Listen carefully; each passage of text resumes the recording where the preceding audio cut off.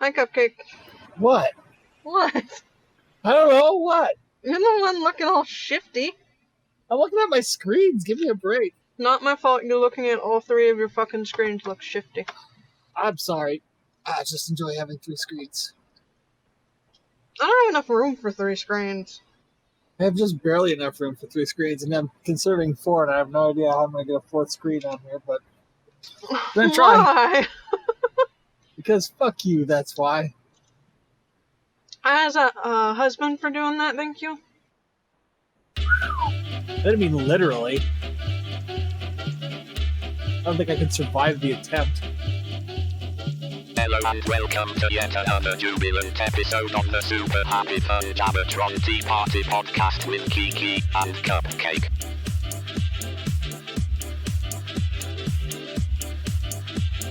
So how are you? I am classified as a meat popsicle. That's wonderful. Is it I'm really tired. cold There's enough to one- wear a sweater? We turned the air back on. It's freezing down here. Oh, okay. It's 85 upstairs, but it's like 70-ish degrees down here. We're also getting a new air conditioner, which is going to be interesting. They got to call me and set up a date, but we're going to try. I'm sorry you have to get a new air conditioner. I mean, it's going to be good because it's going to be bigger, so it'll be able to handle. But it'll basically mean that my office down here will be an ice box because the new one will cool the upstairs much more effectively. Yeah. We're going from a 1/2 ton to a 2 ton. Holy shit. Right, Well, good luck with that, I suppose. right. So I'm sorry, you were saying how you felt? Oh, I'm fine. I can't wait. I can't wait. Tomorrow's the last day of the busy season. Then I can go back to normal hours, and I don't have to worry about working working enough hours to meet the minimum requirement. And I'm tired. I'm just tired. 6 weeks. These 6 weeks are the longest 6 weeks of the entire year for me. My poor Cupcake. Tomorrow I'm working by myself too, which kind of sucks. Ah. I mean, not by myself. I'll have my assistant department manager comes in at noon, but I work 6:30 in the morning until noon by myself. And he's like, it's gonna suck because I'm gonna come in, you'll go to lunch, you'll come back, you'll work a little bit, then you'll go home, and he's like, then I'm on my own until closing. I'm like, I know. But then Sunday, everything is fine again. Sunday, everyone's back in again. Just so happened that all of our part-timers needed the day off for academic stuff. So one guy is graduating, another guy's got a competition. It's whatever. Well, sorry it took so late for me to get back to you. I suddenly No, had you're computers to deal with. As usual, right about the time I gave up and curled up into a ball to take a nap, you finally messaged me back. I was like, she's not going to answer me.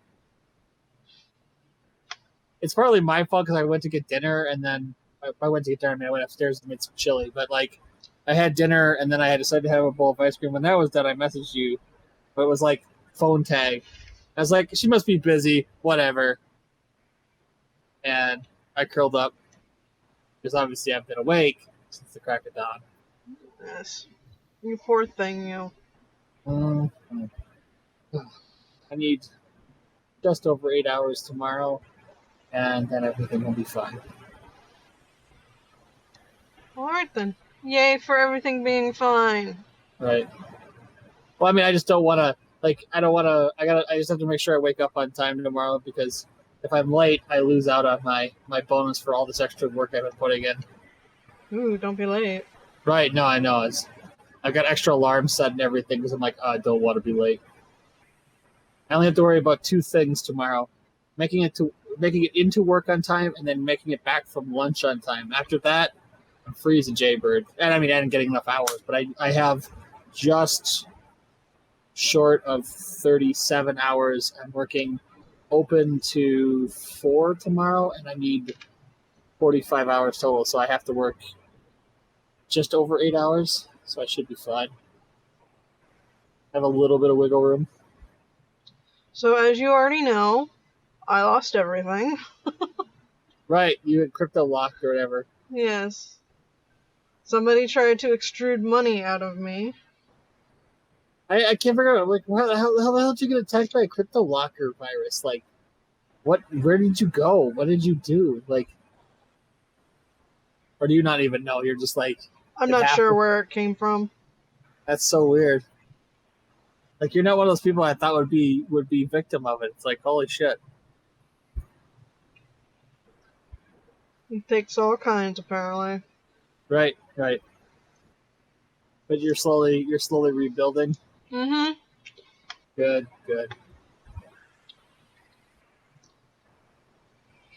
Slowly but surely, I will get back all my crap.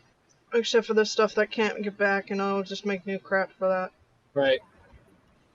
Like the podcast. I will have to make new stuff for the podcast. Oof. And obviously we can't get back that episode we recorded. Right. The forever lost episode. So you finished... Something? What was it called? I don't even remember at this point. It had to do with MMOs. Oh, Recovery of an MMO Junkie. Yes. It's super cute. I really enjoyed it. Like, definitely one of my top faves. It resonated with me in a really weird way because it's like, it's older characters. Like, the main character is a lady in her 30s, and her love interest is a guy in his late 20s. So they're a little older, which is interesting. And the premise is basically, they don't say it right away, but it's not really like a plot spoiler, that she basically is a pretty prestigious, I think it's like a computer programmer. She's like a network designer. And she goes through burnout, basically. The company just basically runs her into the ground, and she decides that she would rather just play video games for a while. And she quits her job just to basically be a bum for a while. And it's kind of like her finding purpose again. It doesn't start out that way. It just starts with her being a huge bum. But like, as you get the story of like who she was as like a responsible adult through the interactions she had with other people in the story. Like the guy that it's her main love interest, like he's friends with somebody that knew her from the previous company that also ran, like his coworker knew her and he knew her from working at the same company with her and having the same thing happen to him. He left and found a different job where she just left and quit for a while. Well, that sounds interesting. Right. How long is that? 13 episodes? No, not even that long. I think it's 11. Wow. Right. There's 10 regular episodes, and then like 11 is an OVA or OAV or whatever, and it does a little bit to flesh out like the end game of the story. Like the manga only lasted for two volumes because literally the guy or the person who was writing it, like, I got sick and just never finished it. They canceled it because like the author never came back from like medical leave. Oh. I don't think they died. They just were too sick to continue it. Yeah. Like they were on medical leave for, I'll say like, or hiatus or whatever, for like a year and a half, and then the company the magazine company basically said, look, it's canceled. We're not going to wait any longer. Yeah. Then I also finished Another World with my smartphone, which is basically just a huge Mary Sue harem anime. I enjoyed it, but I enjoyed it because it's just stupid fun. There's nothing wrong with stupid fun every now and then. Right. It's just, there's a lot of stupid fun out there. Right.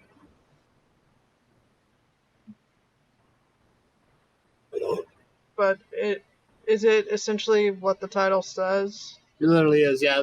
The kid, it's an easy kai or whatever, where the kid is accidentally struck down by God because God was playing with lightning bolts and accidentally hit the kid with one.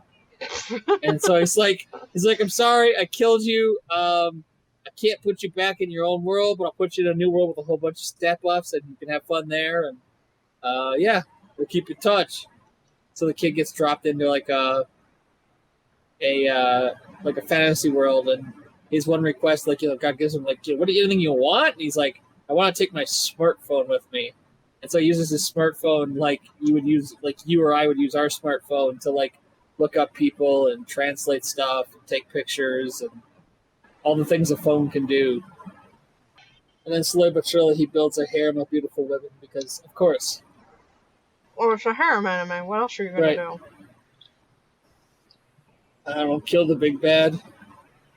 Seek world peace. That's usually around the last 4 episodes. Right. We have to see a lot of titties and bounciness and different women before then. Right. I think that's everything I've watched. I've been pretty busy. Unfortunately. I haven't really watched a lot of stuff since the last time we spoke. Other than YouTube. YouTube doesn't really count, though. We all watch YouTube nonstop. Mm-hmm. Oh, I saw a little bit of One Punch Season 2. Oh, yeah? Not bad. I'm not seeing a lot of the animation issues people were saying. It's not as crisp, obviously, as the first one, but it's not bad. Well, that's good. And they're setting up the big bad for that one, which is just a dude, I think. Interesting. I don't know, I've only seen 3 episodes, but vaguely, maybe, somewhat, what if One Punch had been a bad guy? Okay, so it's kind of like Mirror Darkly kind of thing. Hmm. What if he was only a total he's asshole? Only he's less lazy. Right. Really should get around to watching Fruit Baskets. Probably. I've been watching March Comes In Like a Lion. Oh, cool. The, shogi one. Right. Which I still have no idea how to play. And would not recommend the show as a method on how to play. Because it's more about interesting people with some form of, not necessarily depression all around, but lots of depression going around. Mm-hmm. Especially our main character who has, almost crippling depression at times. And the animation does a wonderful way of conveying that.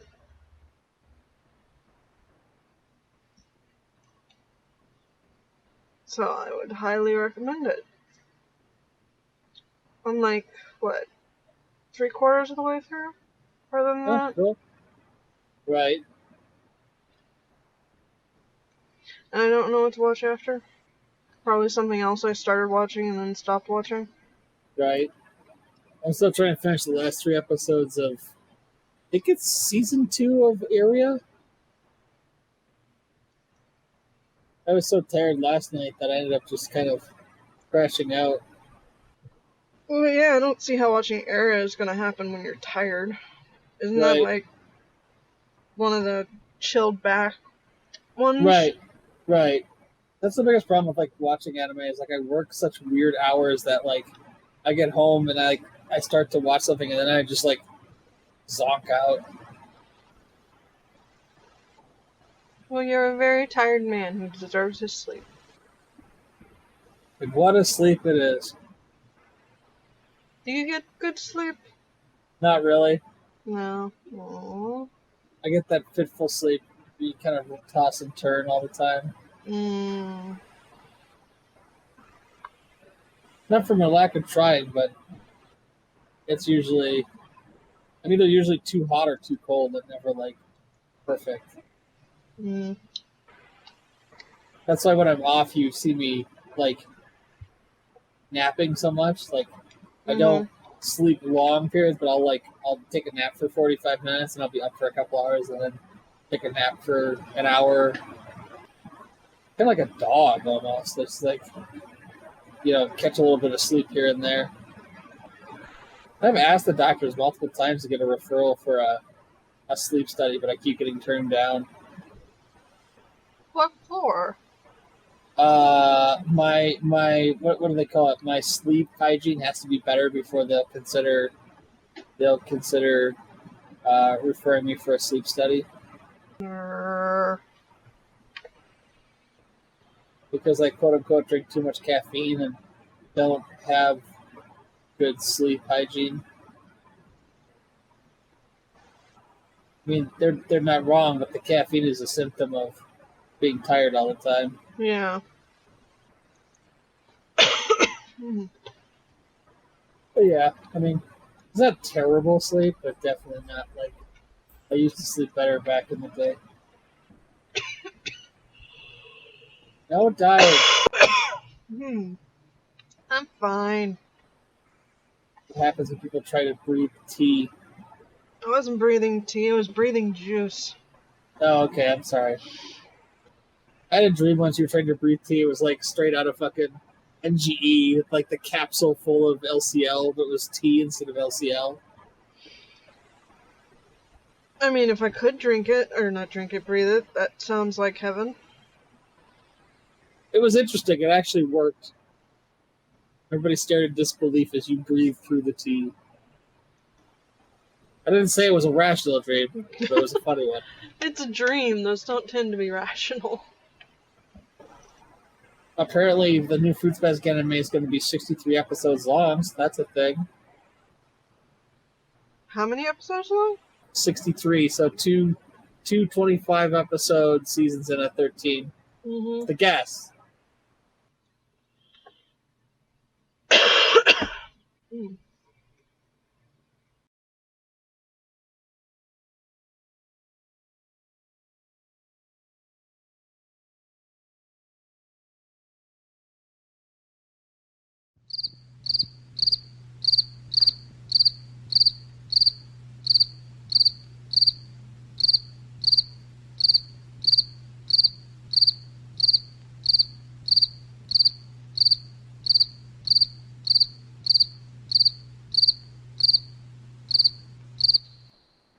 So, yeah. Yep.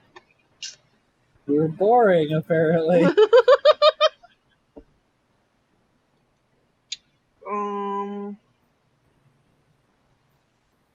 It doesn't help that we already did this once. What? Oh, that was last month, I guess. So it doesn't really count. But I don't know what to talk about for this month. I turned older. Yay. You are older. Truly, it is a miraculous moment. You have survived another year. I don't know how I'm going to survive with cut rate insurance. Yeah, I'm a little shocked by that. I mean, I'm not, but I am. Like, it makes sense. It's the kind of thing, like, I feel like the gap between, like, oh, you've passed the bar for the amount of money where we don't cover, like, and I don't know. Well, hubby makes too much money now, even though he really doesn't. Right. So we have to pay for our own insurance. So saith the government. Right. Which means we're moving from Medi-Cal to, because we don't want completely cut rate insurance, nor do we want to spend out our ass every time we see a doctor, we're moving to a form of Blue Shield. Right. I think I get to keep all my regular doctors. Okay. But all my specialists, I'm going to have to see a lot less often. Right. Because, oh boy. Right. And I continue to question why we don't just have socialized healthcare. Yeah. And I need to get a new shrink and psychiatrist. Ugh. Because they don't accept that insurance. Of course they don't. This is the kind of shit where you hear about people, like, getting divorced just so that they can get back on. When we were having the conversation, he already brought up hey, we could just get divorced. And he was actually not kidding. Right. And I was very upset. Right. Because I will not divorce his ass just for insurance. He is mine, both figuratively and on paper. I don't know. It's just like, to me, it just seems so freaking insane. Like, there should be like a lot larger Pay gap? hurdle. Yeah. Hurdle where they're like it sounds horribly socialized, but almost like, all right, you passed the bottom, like the first hurdle. We'll do 90% and you do 10% or something, and then gets to a point where it's like, okay, you're making $100,000 a year. We'll do nothing, and you'll cover your own goddamn insurance. That's a completely arbitrary number. I don't want anybody to jump on me. I just I picked a number where it's like, if I was making $100,000 a year, I don't think I'd be worried about my insurance anymore. I can't even, other than putting in for refills, I can't really abuse Medi-Cal while I still have it. Everybody's booked the rest of the month, and that's as long as I have it. Right. So yeah, it's been doubly sad over here.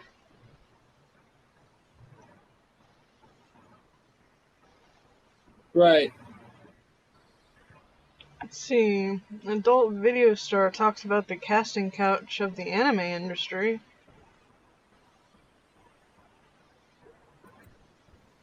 Interesting. Very interesting. What have you sent me? The article. No, the pillow trade. Well, the hosts sound like assholes. Damn. Literally tell her that maybe she talks too much. You want to interview her, assholes? What do you want? Somebody wrote a big comment post about essentially how the handling of the segment on the show was terrible. I agree wholeheartedly. The hosts are essentially being what you would expect of male dicks to her about her attempting to talk about the seated underbelly of voice acting for women. Right. I guess today the Republicans declared war on Pride, so that's a thing. How are they declaring war on Pride this time? That's all the headlines that I just kept scrolling. I'm like, not even gonna check into it. Okay, that is more than understandable. But so much of it is just,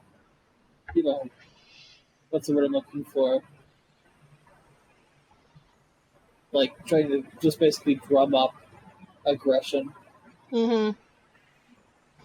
It's probably something like, they don't want the flags or some shit. It's like, whatever.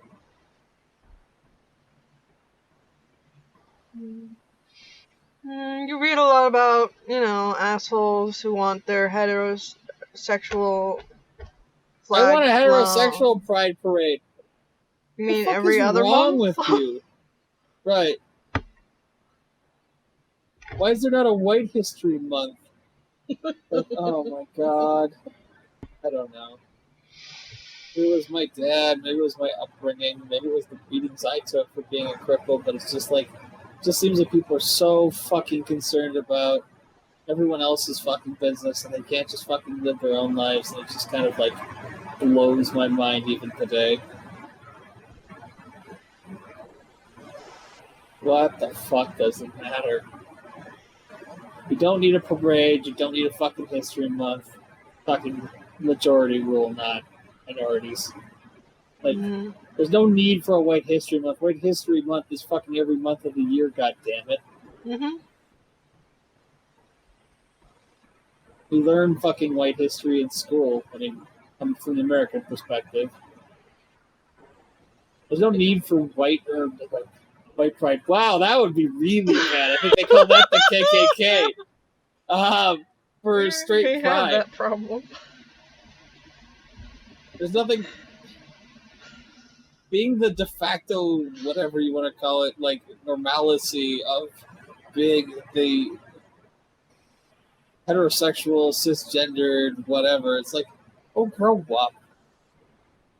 If you would take a minute to understand why it exists, it would seem way less interesting to you. Yes. But no, their rights are being infringed upon.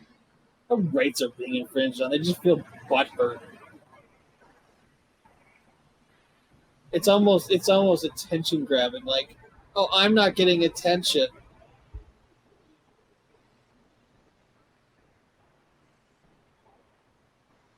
I don't know. I read this shit and it just makes me angry. It's like, grow the fuck up. Let people have their fun. Don't worry about that it doesn't include you.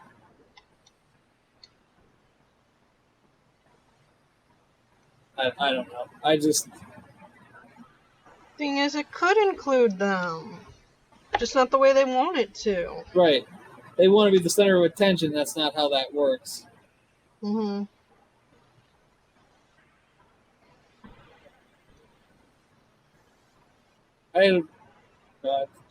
This had like a really stupid thought. I was like, you want to be the center of attention? Do something to further the fucking Pride Parade, dipshit.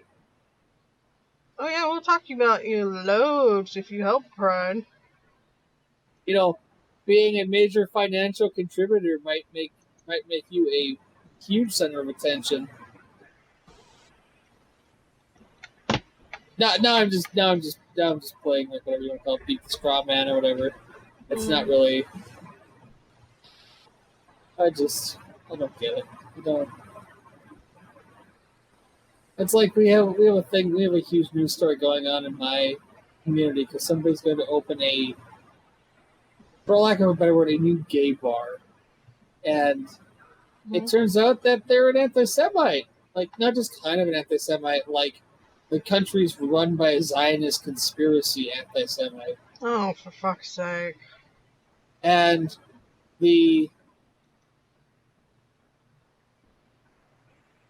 let's just call it the I don't know, LGBT community. I don't even know what groups are up in arms at this point, but I'm just going to say like the entire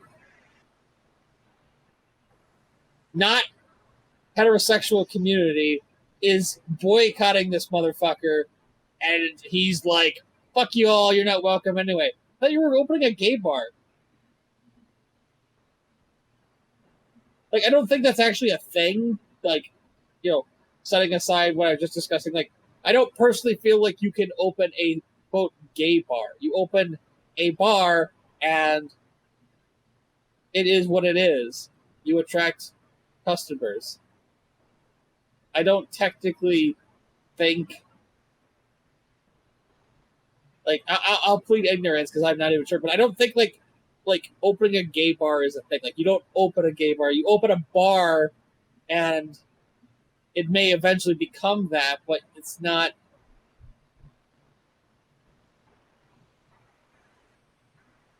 I don't know how to verbalize, like, I think it's stupid.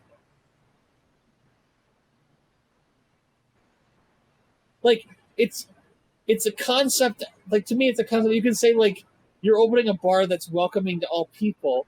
Fine. Okay. That I get.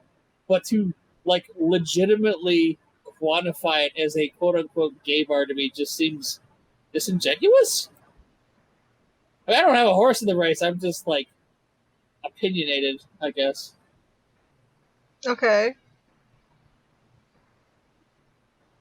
I mean, feel free to call me an idiot. Like, I'm not I'm not claiming to have like the moral imperative here. I'm just kind of going like, the guy says he's gonna open a gay bar, then pisses off like the entire, pardon my French, queer community, and like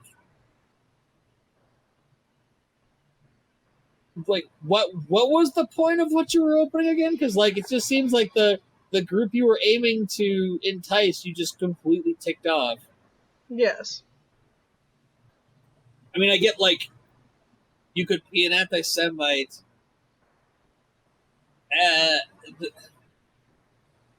Look, I have Jewish gay friends, and like to me the concept is understandable, is insanity to be a business owner and just like vocally against a minority group of one type, but okay with another. Like I know it's a thing that happens and it's not like that bizarre, but it's like if you piss off one minority group, it's entirely possible that the entire community will boycott you. Or maybe that's just a Minnesota thing, I don't know. But basically, the dude says, I don't like Jews. And then, like, the gay community wasn't even, like, a thing that he was rallying against. But because, like, it was such violent diatribe, like, the hegemony of it all was just, like, insanity. Like, it's an Israeli conspiracy. The Zionists run this country, and everyone is too stupid to see it. And I'm going like, what crack did you smoke? I don't want to touch it.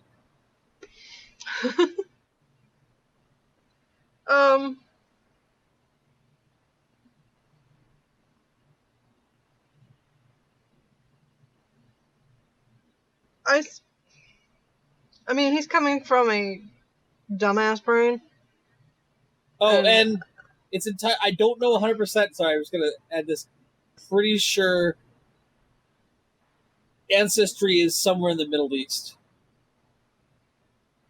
Well, my nephew is an anti-Semite, and his grandfather, my father, is a Jew, so it takes all kinds. Right. But, I've not heard of this, but I haven't been reading the news. I don't think it's like a huge story outside of like the Twin Cities, but like, did it happen like locally? Yeah, it's like in the Twin Cities. Like it's big news here because it's the location that the person was looking to use as an old, really like famous barbecue joint. That if I remember correctly, the original like the building got bought, but the whole reason the barbecue place existed was the person that owned that retired or died. This person wanted to open this bar in its original old location, but then it came out that they were an anti-Semite for quote unquote, I don't know what else to call it. They basically think like the Jews are taking over the world, and so obviously all like the entire Jewish community was like, well, obviously we don't want to give this guy our business, but that boiled over into the other minority communities, and so like now little by little, like the leadership of all of these different faiths and groups are arguing boycotting this bar. Sorry, continue. I didn't mean to. No, you're alright.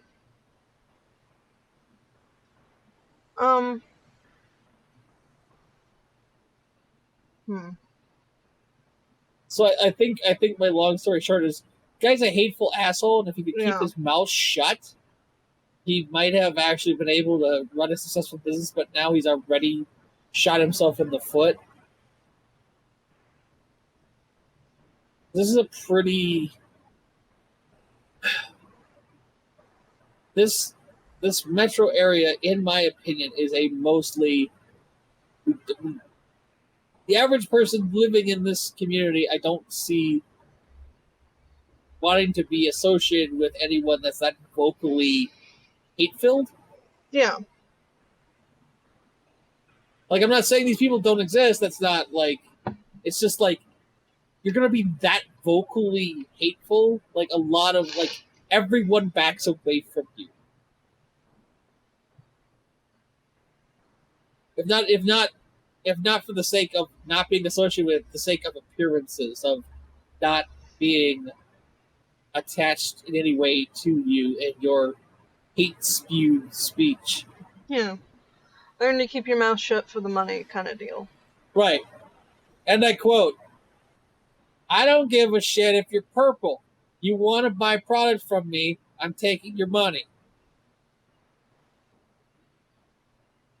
I'd be a little concerned as to why someone was purple, but yes. This came out of do you remember the original like, we're gay and we want a wedding cake, and the baker's like, "I don't do wedding cakes for gay people." Yeah. All right. When that came up, there was a big ass meeting at the corporate level with my company, and our head of operations comes out and says, "Look, I don't give a shit what your story is. If you're here to buy stuff, take the money." Which is a nice way of saying, I like money. I like your business. I don't give a shit what your story is. Even if I don't personally agree with it, I'd rather take your money and worry about that part later.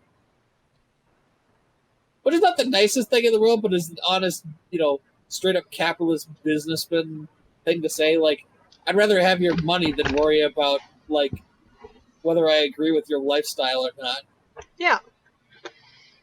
The very, you would think, simple motive to live by for Right. most people, but,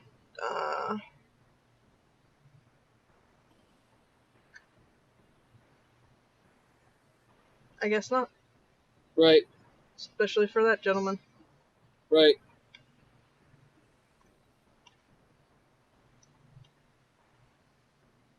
An anti-Semitic gay bar.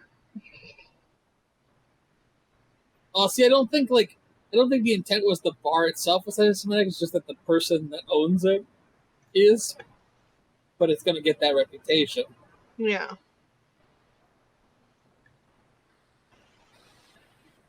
What generally that means is that it will be, normally if it was any other type of bar, it just would mean that, like, the hardcore conservatives would, like, frequent it, like, a ton just to show their support. But because it's a gay bar, they won't. Because gay bar. This seems like a dumb article. Did it need to exist? Were people confused? Hmm? The article title is Meghan McCain is not an ally, and I'm like, duh. Were people confused? I guess. Or is she confused? Is that what the article was about? Is little whiny ass McCain thinks she's an ally? They're making a Fast and Furious 9? Wow, so exciting. Truly live in exciting times. I only know because apparently John Cena's gonna be in it. Yeah! And his name is John Cena! Doo doo doo doo!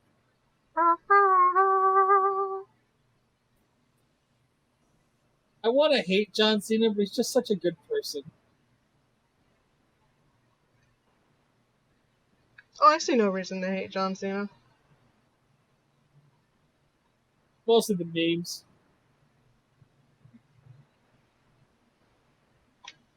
Are you looking forward to E3? I guess? I stopped paying attention, like, I don't know, a couple of years back. I don't know, they're announcing everything before it. Right.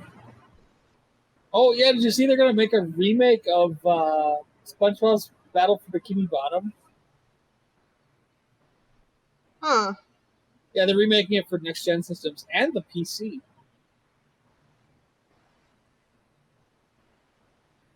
Okay. It'll have both local and online multiplayer. Ooh. Are you excited for E3, or are you just kind of like, yeah, whatever? I don't know. I mean, again, they're announcing, like, all their shit beforehand. Why bother with E3 then? Right. I remember, isn't like one of the big companies, like, don't they, like, not go to E3 anymore? I feel like it's like Sony. Nintendo doesn't. But Nintendo doesn't? Yeah. And I think Like, Sony's not this year. I think you're wow. right. I think it's Sony. Wow. Yeah, because, like, Nintendo does, like, the Treehouse presentations or something like that. Yeah. Like, they have something going on during E3, but they're not at E3. Which I guess I don't blame them, because E3 kind of, like, with the rise of mass market internet, like, E3 doesn't really serve a real purpose anymore. Like, it's a convention, and that's originally it was for the press to see all the new games they were working on, and then to report on them to, like, you know, like Nintendo Power and EGM and stuff. But now that's not really a thing, and we have like constantly updating flow of information, so don't really need to do E3 anymore. But they'll never cancel it because love and money. Mhm. And it's a quote excuse to party, quote unquote. Party. Well, you know what I'm saying. Everybody going to Yeah. a convention's looking to, like, you know, drink and make merry, but the fact that it's got a supposed professional event doesn't mean anything, because even professionals like to go get drunk at the bar. Mhm. Anything they've announced you're looking forward to, or it's just kind of like, eh. I have a whole bunch of anime I haven't opened, so we could probably do that at some point. Mhm. I just realized that, like, I looked over, I'm like, right, I have 2 huge boxes of anime I haven't even opened yet. Boxes. I mean, there's Borderlands 3, which was already announced. Right. Wait, what 3? Morrowind? Borderlands. Oh, Borderlands. I heard there was a falling out between Epic Games and Gearbox. Like, it might actually just be coming to Steam. I believe it's coming to Steam. Well, it's supposedly going to be held off for a year, so like in September you'll be able to get it on Epic Games, but you have to wait. You have to wait a year to get it on Steam. Hmm. They may have. I was hearing they may have changed that because there was like a falling out. Yeah.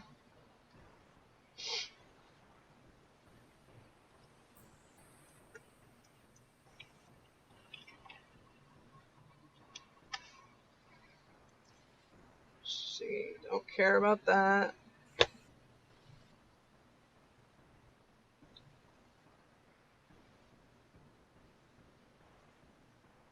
Cyberpunk 2077, I think is supposed to have something you can actually fiddle with, as Okay, opposed to just teasers. that's cool. I I'm guess. excited to see any sort of gameplay.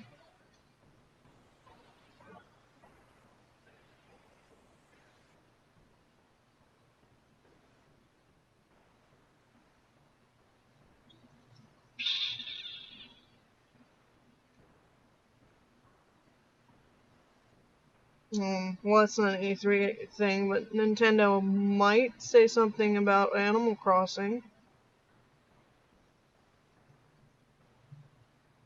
Might. Mm-hmm. Man, Animal Crossing on the Switch is going to be like the second coming of Christ. I swear to God.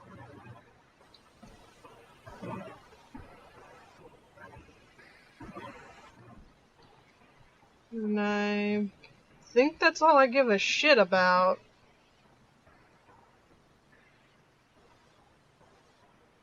It's already been, like, confirmed. There's a bunch of shit I don't give about, like, you know, Halo, Gears, Ghost Recon, FIFA, Madden, Jedi, Darksiders, Doom, Dying Light, Call of Duty, any of that crap. It's a cavalcade of mediocrity. Yeah.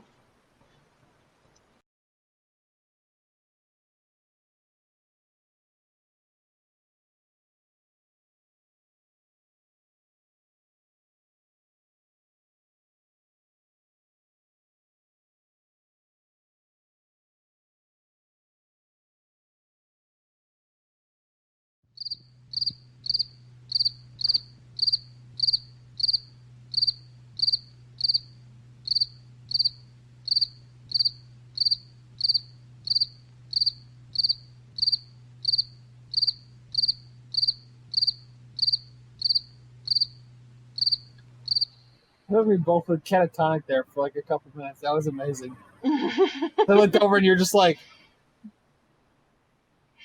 and all of a sudden you're like, what? Sorry. It's just No, don't be sorry. That's zoning hilarious. out into the news. Right. I'm reading through the Reddit news feed too, and just going like, dumb, don't care, world burning to the ground, don't care. Why don't you go ahead and open those boxes? Probably wise. They're out of reach. I can't get them. Oh no! Dead.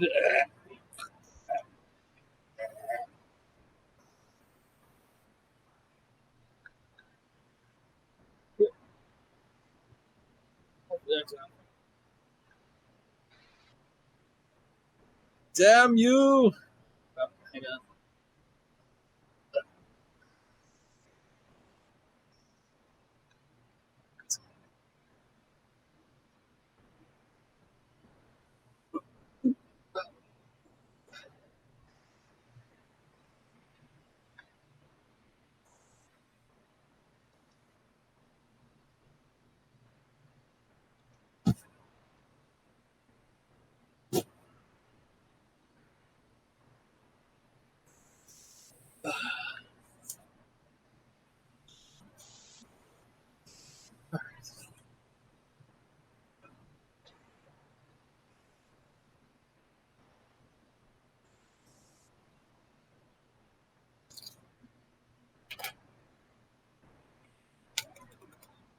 That didn't cut it. Damn.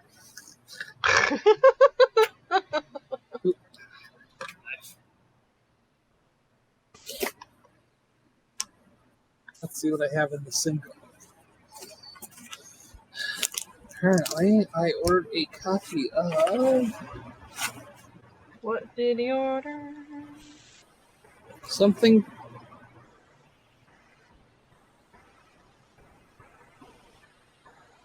called Kano Khan, the girl who cried fox?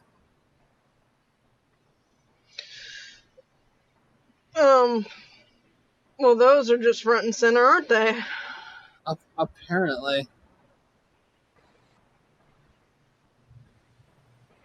Boobs. With the arrival of summer and the school break, Chizuru, Kota, and the rest of the friends are lazily enjoying the warm weather. Their relationships with one another are explored in this leisurely slice-of-life story that pushes the envelope of sex comedy and Kota's sanity. Chizuru flirts with Kota, Kota gets embarrassed, Izumi gets in the way, Tayura pines after Akane, Akane rebuffs Tayura, a sexy good time ensues. Now that the Fox girls have snared their prey, the status quo will never be the same, in the bedroom or anywhere else. Well, that's a thing.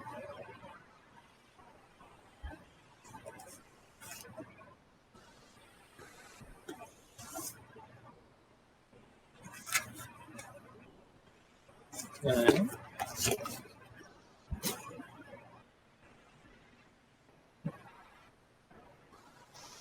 Now for the boxes.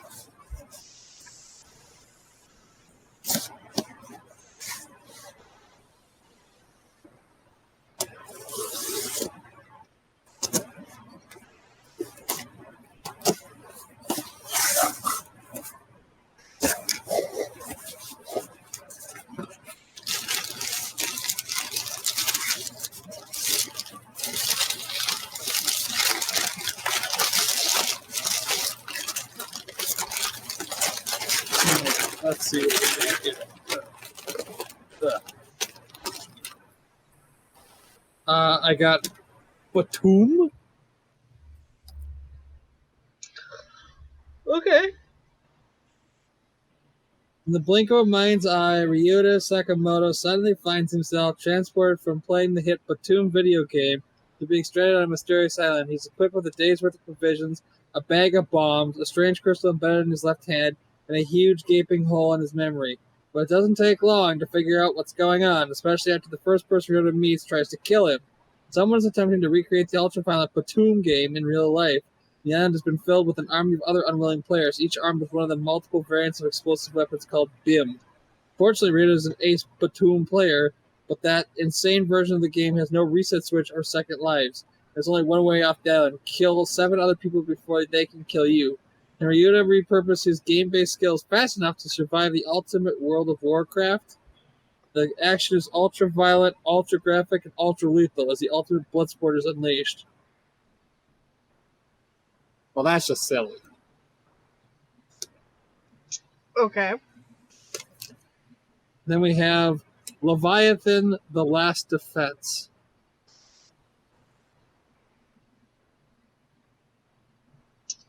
Those are very skinny, almost childish-looking children, or girls. Children. They look like kids. War isn't pretty, but if cute was a weapon, these girls could defeat any army. The land of Aquafall, a paradise where life of all forms flourishes in peace and abundance. But when meteors rain down, each impact will spawn hideous monsters sent by an enemy that wants to claim the green world for its own. Fortunately, the fairy Syrup is on guard and knows exactly what to do. Recruits an extraordinary team of young women to form the Aquafall Defenders. There's incredibly strong Jormungandr, the fire-conjuring Bahamut, and the water-bending Leviathan. Unfortunately, none of them are ideal warrior material, and Syrup will have her work cut out for her when it comes to teaching them how to work together. Even if they manage to survive and unite as a team, can 3 lone girls really turn the tide in this alien invasion? Well, it might help that they've all got a little bit of dragon in them. The scales of fate will turn as the future of Aquafall hangs in the balance in Leviathan, The Last Defense. Well, that just seems silly.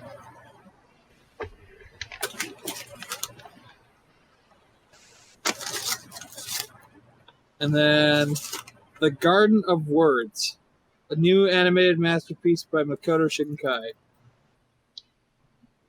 Well, that looks pretty. This guy is the really pretentious one. His stuff is really pretty, but like the stories are always completely dumb. He's the one that did Your Name, and I just remember watching it and being like, it's Freaky Friday if it happened in Japan. It had time travel involved. Let's see. Chance Encounter becomes so much more. When Takao, a young high school student who dreams of becoming a shoe designer, decides to skip school one day in favor of sketching in a rainy garden, he has no idea how much his life will change when he encounters Yukino. Older but perhaps not as much wiser, she seems adrift in the world, and despite the differences in age, they strike up an unusual relationship that unexpectedly continues and evolves without planning. Random meetings, they always occur in the same garden on each rainy day, but the rainy season is coming to a close, and there are so many things still left unsaid and undone between these two. Will there be time left for Takao to put his feelings into action and words? Between the raindrops, between the calms and the storm, what will blossom in the Garden of Words? Okay.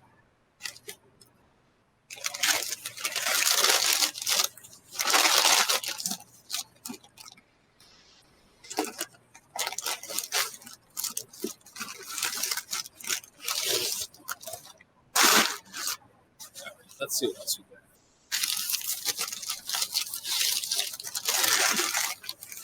Ooh, what is this? Takanomi?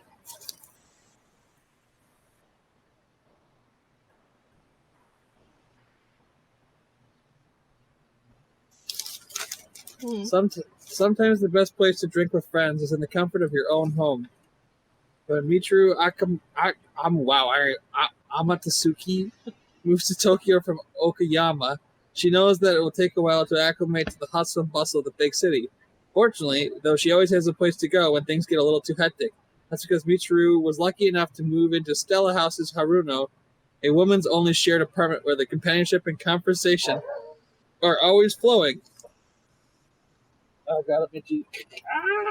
Okay, let's see. All right, always flowing, and the tradition of having a little drink after work has evolved into an ongoing study of alcoholic beverages, and they're all in many varied flavors and temperaments. Whether the subject is cocktails, nightcaps, or just a little wine session, every day is a new libation. Is Michiru, now Makoto, and Kei pull up the comfy chairs, the best place to lounge in town, Takanomi. So it's slice of life about a bunch of working ladies drinking after work. That sounds awesome, actually.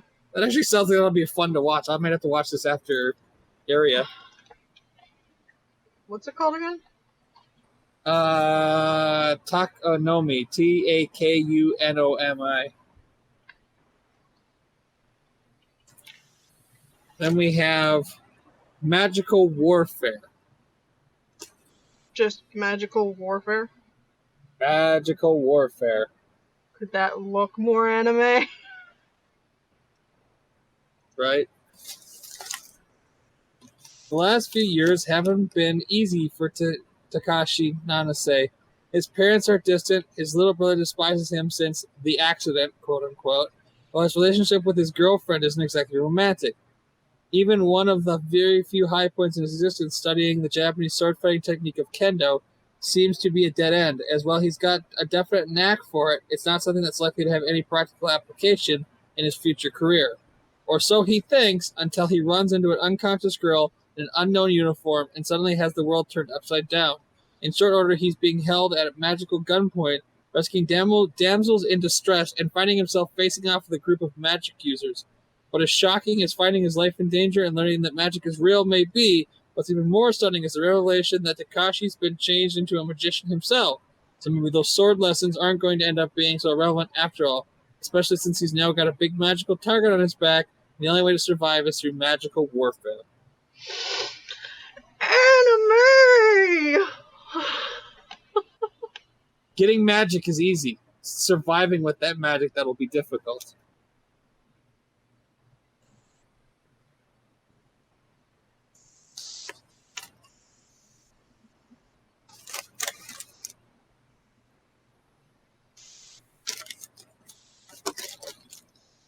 Trying to figure out what the salt is. Okay, this is... Okay, so that's... These two go together.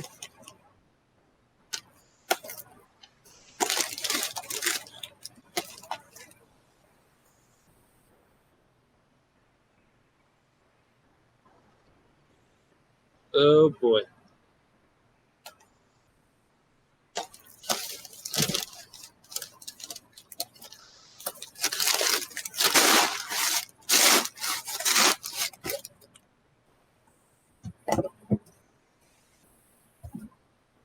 Stay. Good boy. No, I don't want to stay. No, I'm talking to my pile of boxes. Okay. So now we have problem children are coming from another world, aren't they? Modanji Taki. Oh, that's the Japanese title. All right, complete collection, OVA. Maybe if I get this to focus. So a bunch of cute girls laying on the ground. Yeah, that's pretty generic.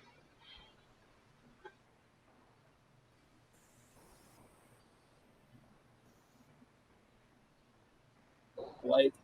There's somewhere. Or, huh? That's there. Let's go reach it. Oh, I have it upside down.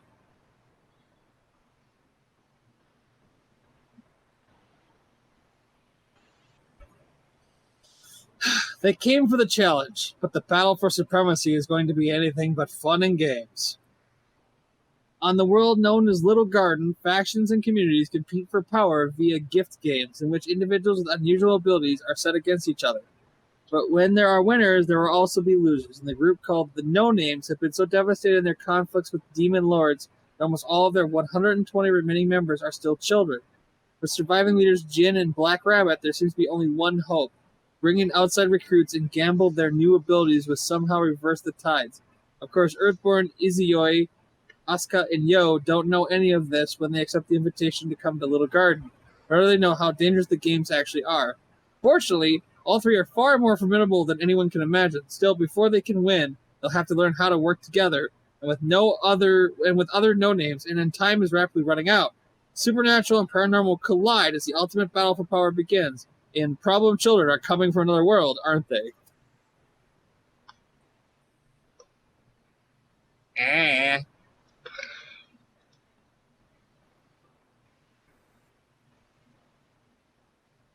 And we have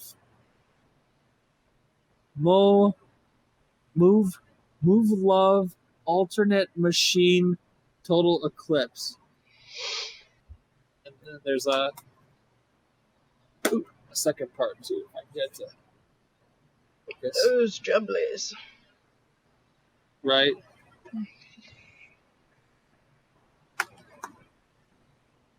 How much longer can the human race fight on when the living stop counting the dead?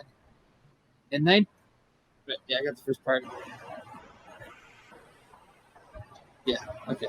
In 1973, an alien species known as, wow, this is hard to read, as Beta invaded the Earth, driving humanity to the brink of extinction. With no weapon powerful enough to counter the Beta's overwhelming strength, mankind developed large humanoid arms called tactical surface fighters and deployed them across the globe in hopes of driving back the unstoppable force. But despite the best efforts, the Beta threat could not be stopped, and after 30 years, the human race is still trapped in an increasingly hopeless war with no end in sight. Now, in 2001, Imperial Japan struggles to develop a new generation of TSFs while continuing to defend the front line. In response, the United Nations proposes a joint development program between Japan and the United States, one which will unite pilots from around the world in an international initiative known as the Prominence Project. Two pilots, Yu Takamura of the Imperial Royal Guard of Japan and Yaya Bridges of the U.S. Army. There's no one named Yaya Bridges in the U.S. Army. I'm like, Yaya? I'm sorry, it's Yuya. Y-U-Y-A. Unless that's like a family name or something. It's gotta be. Her name is Allison. Allison Bridges of the U.S. Army head to the icy wilderness of Alaska in hopes of finding a way to stop the Beta. The Beta. Oh, that's the enemy. Once and for all. But neither are prepared for the way in which the fates will forever twist and change when they finally meet. As humanity hangs in the balance, two souls will intertwine as the new age of tactical surface fighters emerge to defeat the Beta in Mood Love Alternate Total Eclipse. Hey. These things read like Chinese stereo instructions.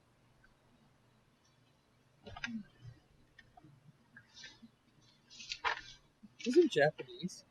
No, it's in English. Okay. I was gonna say, womp womp. Gun Parade March. Whole bunch of people in pilot uniforms. Yeah. That's the thing. They should be in high school. Instead, they're mankind's last line of defense. In 1945, following the end of World War II, an invasion by an alien race known as the Phantom Beast unites humanity against a common enemy. Now, more than 50 years later, and after countless deaths, it's up to teenagers of the Unit 5121 to master the advanced combat mechs known as the Humanoid Walking Tanks, HWTs. Gee, I wonder where they got the idea for the things from Morlov from. Jesus Christ. And fighting off the Earth's would-be oppressors in the future, not far removed from our own. Each day is a struggle for survival. A seemingly endless war that is the Gun Parade March. Idiots. Hi, boo-boo. What's up, dog? What's up, my mutt? What's up, my mutt? Yeah, mutt. And then we have Queen's Blade Rebellion. What? I'm trying to understand the top and the back. The woman's top. Yeah, I don't think there's anything to understand. At least the one in the front is wearing a bra, I guess? And she's like some sort of pirate. Or she's just wearing a pirate hat. I mean, you're probably right. So I got an even better one for you. I'm not even going to read this because, oh my god, what? And then you have Queen's Blade Beautiful Warriors.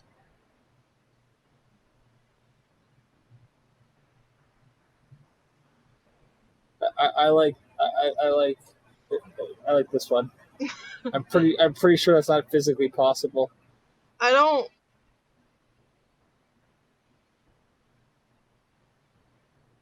Ow. Right? That's all I can think of. Not only is that very little coverage, both in general and in battle, but it looks like it's holding her like to such strength just to make her boobs perfect spheres. Right. Which boobs don't do unless you push them into it. Even in a proper bra, your boob should not be a perfect sphere. Those are just hands. Right? Her hair. Those are just hair hands. I like the one behind her, too. There's not even like a bra. It's just like... Her necklace happens to cover her nipple. Which right? She has the smallest nipple in areola ever, if that is true. Right?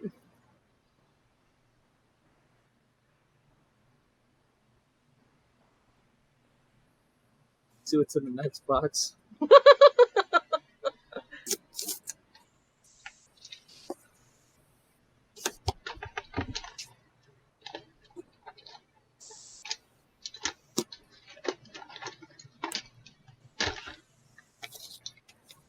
Oh, this will be fun. I don't remember what's in this order now.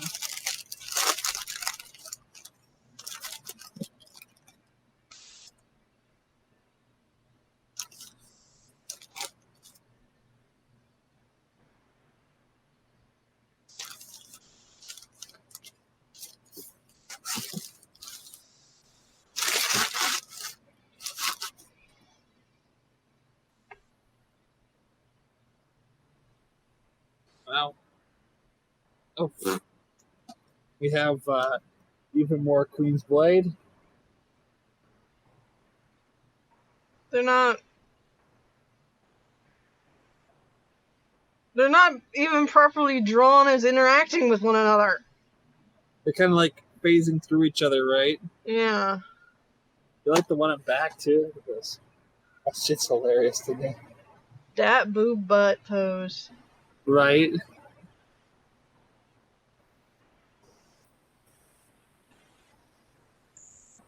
Then we have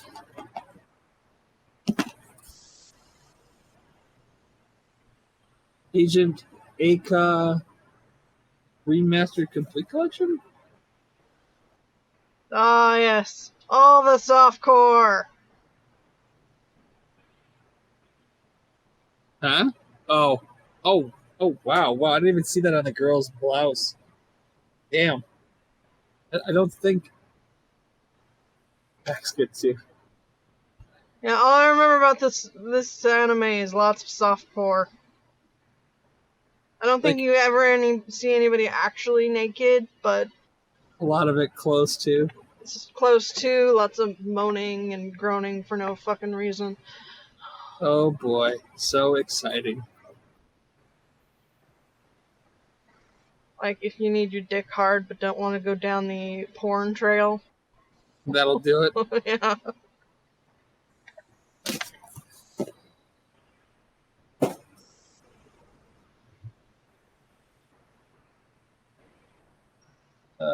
Then we have Myriad Colors Phantom World.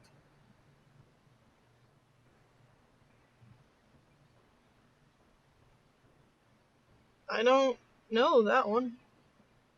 It looks newer. Mind the Phantoms, Bounce and Kyoto Animation's new action-adventure series filled with cute girls menacing phantoms and the dangers of the human mind. Things that go bump in the night that seem like nothingness your cat stares into. What if something was there, and what if it really could see it? In Haruhiko's Ichijo's world, the reality after experimental virus alters human brain chemistry, people begin to see phantoms. Creatures once thought to be mere imaginations, most are harmless, but for the few that cause trouble, it's up to these girls with special abilities to stop them. Hirohiko, along with the fairy phantom companion Ruru and the brash yet vivacious Mai, are part of the Phantom Hunting Club at Hosie Academy. Through their abilities are impressive, they're kind of the worst team until they recruit a few friendly faces. With Phantom Eater Rina, the cool and powerful Kyoto, and the adorable Kurumi on their team, these girls and Haruhiko are ready to take on any phantom. But when it comes to facing creatures born of the human mind, what dangers come next? Okay. That's a thing. Yeah. That's one way of looking at it.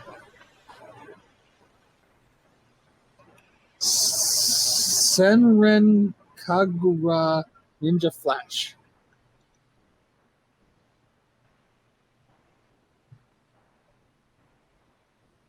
So yeah, just a bunch of girls standing around, laying around.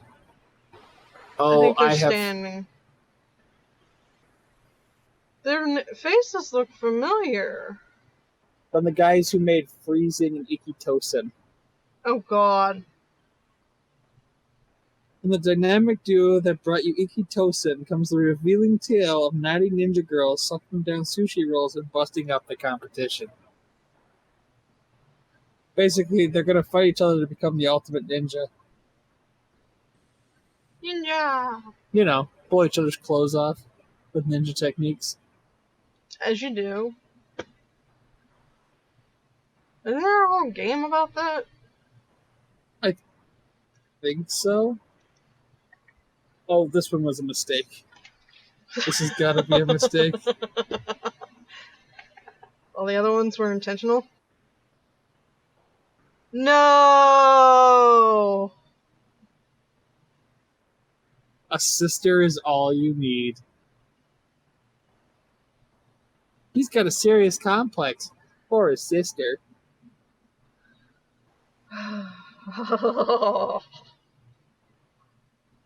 Itsuki Hashamisha is kind of a disaster. Between struggling to meet deadlines for his novels and being constantly bothered by his friends, he has one oddity that makes life even more difficult. He's obsessed with little sisters. Luckily, he has a younger stepbrother, Chihiro, that looks out for him and keeps him sane. While he may complain about them, Itsuki can't deny that he enjoys the company of his colorful group of friends when they come over for beer games and, of course, to rant about the struggles of their work. Even if it means enduring the abrasive advances of fellow preferred author Nayuta, who, despite her best efforts, will never win his heart since she isn't a little sister. But nothing can compare Itsuki, for the secret Chihiro has been hiding will it completely change. Oh, fuck, I know exactly what this is about. So his little brother is actually his little sister. Probably. That's the secret. And so when it comes out that his little brother is his little sister, he's going to go nuts. That one's going to be interesting.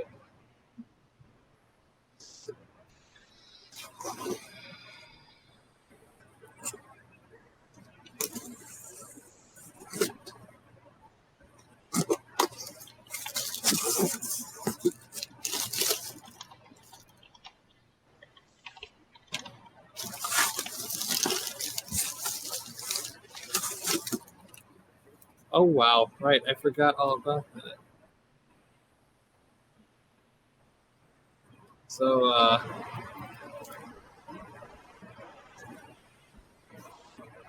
I'm the proud owner of Holic. Ah! It's so pretty. Yes, it is. I forgot I ordered this. I won a random eBay eBay auction, and this is like the whole shebang. All I know is this is one of the ladies who did Plant Lady, so it's like all kinds of madness. Wait, what? Oh shit, these are still sealed in plastic. Ooh. They still have the things on top. That's fun.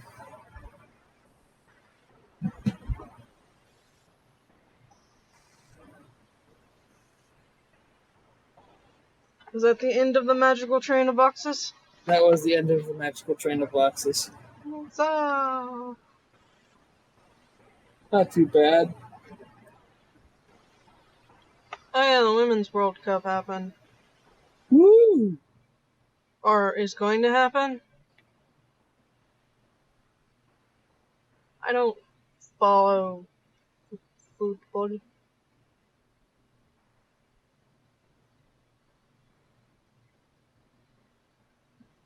Is happening.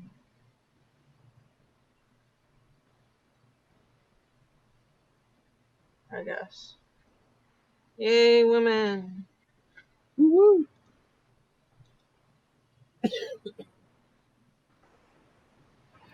George Nader's phone had child porn and communication with the Crown Prince of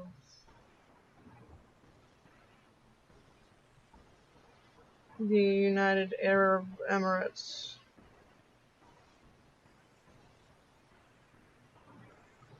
I'm more concerned with the child porn. Wait, what's going on?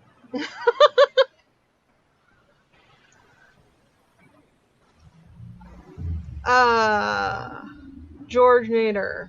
You know who George Nader is? I know who Ralph Nader is. I have no idea who George Nader is. He's a lobbyist. And he was part of the Mueller investigation. Okay. So, wait, this guy's already been charged with child pornography before in the 90s? And then again in 2003, he was caught for sexually abusing 10 boys in the Czech Republic. Of course, of course. And then again, with more child porn. I think he has a type. No, obviously not. I think they're children. I was going with frogs, but I'll take your word for it. You want to call it there? Probably good. Okay. Thanks for talking to me, as always. Indeed.